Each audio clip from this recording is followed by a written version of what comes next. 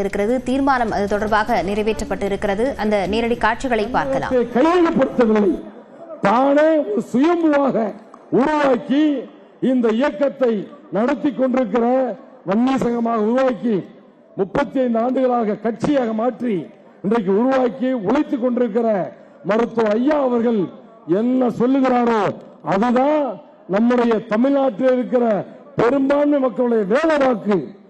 ஐயா அவர்களை ஒருவர் குலதெய்வமாக இன்றைக்கு நினைச்சு நாளைக்கு குலதெய்வத்தை மாற்ற முடியாது.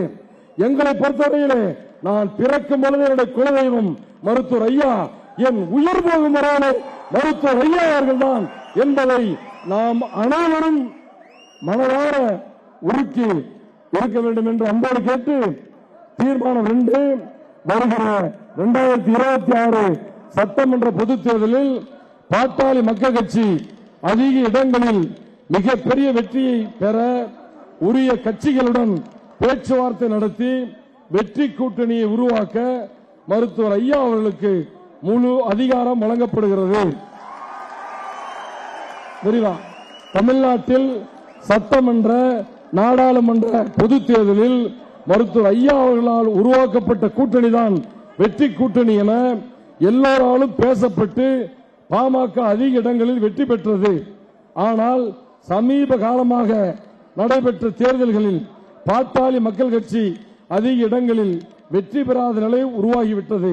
எனவே 2026 நடைபெற உள்ள சட்டமன்ற பொதுத் தேர்தலில் பாட்டாளி மக்கள் கட்சி அதிக இடங்களில் வெற்றி பெற உரிய கட்சிகளுடன் பேச்சுவார்த்தை நடத்தி வெற்றி கூட்டணி உருவாக்க வாழும் தெய்வம் சமூக நீதி காவலர் மருத்துவர் ஐயா அவர்களுக்கு இப்பொதுக்குழு முழு அதிகாரம் வழங்கி ஒருமனதாக முடிவு செய்கிறது.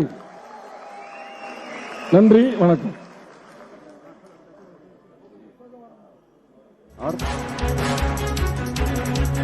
பாமக பொதுக்குழுவில் ராமதாஸ் தலைவராக செயல்படுவார் என தீர்மானம் நிறைவேற்றப்பட்டிருப்பதுடன் 2026 சட்டமன்ற தேர்தலுக்கான கூட்டணி குறித்து முடிவெடுப்பதற்கும் ராமதாசுக்கே அதிகாரம் உள்ளது எனவும் தீர்மானம் நிறைவேற்றப்பட்டிருக்கிறது.